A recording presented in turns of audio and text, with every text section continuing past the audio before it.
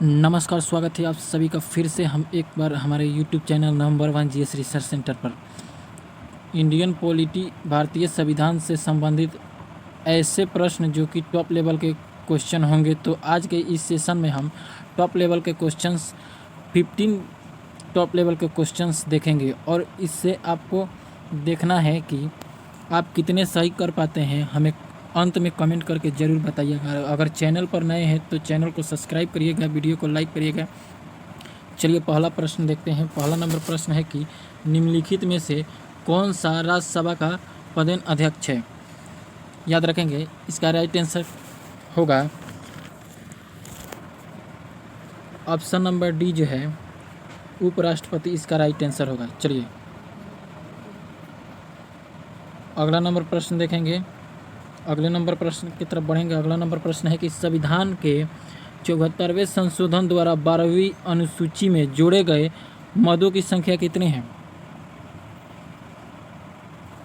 तो इसका right answer हो जाएगा ऑप्शन नंबर सी यानी 18 जो है इसका राइट आंसर होगा। चलिए अगले नंबर प्रश्न की तरफ बढ़ेंगे। तीसरा नंबर प्रश्न दिया हुआ है कि स्वतंत्र भारत में राज्यसभा की पहली बैठक किस वर्ष में हुई थी। इसका राइट आंसर याद रखेंगे ऑप्शन नंबर बी जो है 1952 इसका राइट आंसर होगा।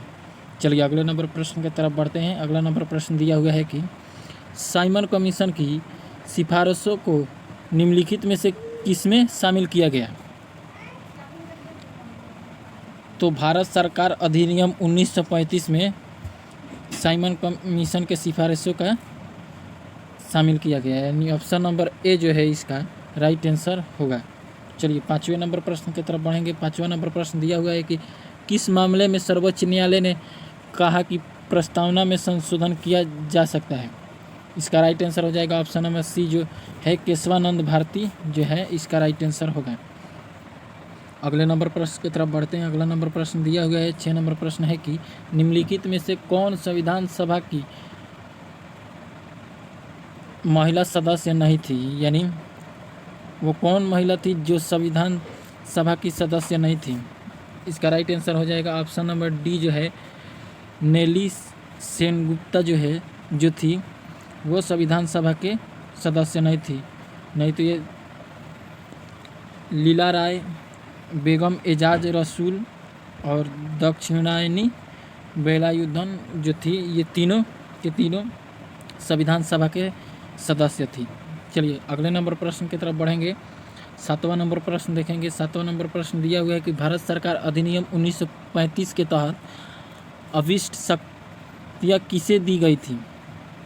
इसका राइट आंसर याद रखेंगे, राइट आंसर हो जाएगा ऑप्शन नंबर बी जो है गवर्नर जनरल, यानी इसे बादशाह भी कहा जाता है। चलिए 8वें नंबर प्रश्न देखेंगे।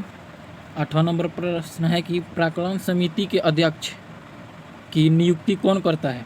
ऑप्शन नंबर ए दिया हुआ है राष्ट्रपति, ऑप्शन नंबर बी दिया है प्रधानमंत्री, ऑप्शन नंबर सी दिया हुआ है लोकसभा अध्यक्ष।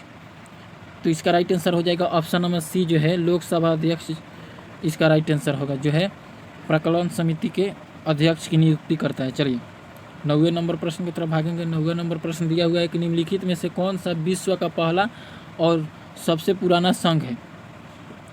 इसका राइट आंसर हो जाएगा ऑप्शन नंबर सी जो है यूएसए, यानी संयुक्त राष्ट्र अमेरिका जो है वो विश्व का पहला और पुराना संघ है। चलिए अगले नंबर प्रश्न की तरफ बढ़ेंगे। 10वां नंबर प्रश्न देखेंगे। 10वें नंबर प्रश्न दिया हुआ है कि राजनीति निर्देशक सिद्धांतों को किस देश के संविधान से अपनाया गया है। तो इसका राइट आंसर याद रखेंगे आयरलैंड, यानी ऑप्शन नंबर डी जो है आयरलैंड से के संविधान से नीति निर्देशक तत्व लिया गया है। चलिए 11 नंबर प्रश्न की तरफ बढ़ेंगे। 11 नंबर प्रश्न दिया हुआ नंबर प्रश्न है कि कौन तय करता है कि लाभ का पद क्या है। याद रखेंगे, इसका राइट आंसर हो जाएगा ऑप्शन नंबर बी यानी संसद। चलिए 12 नंबर प्रश्न की तरफ बढ़ेंगे। 12 नंबर प्रश्न है कि भारत के वित्त आयोग का गठन कौन करता है। इसका राइट आंसर हो जाएगा ऑप्शन नंबर ए जो है राष्ट्रपति, यानी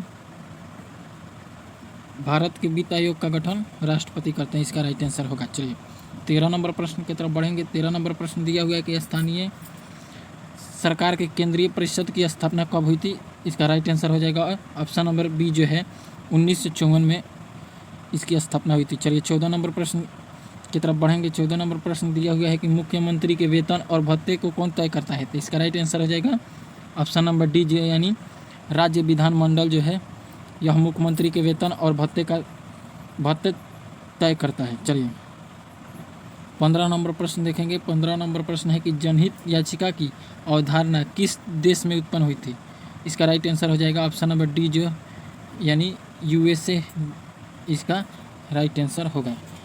चलिए आज के लिए इतना ही सा, हमें कमेंट करके ज़रूर बताइएगा आप लोगों ने कितना सही किए। मिलेंगे अगले वीडियो के साथ, तब तक के लिए जय हिंद, वंदे मातरम।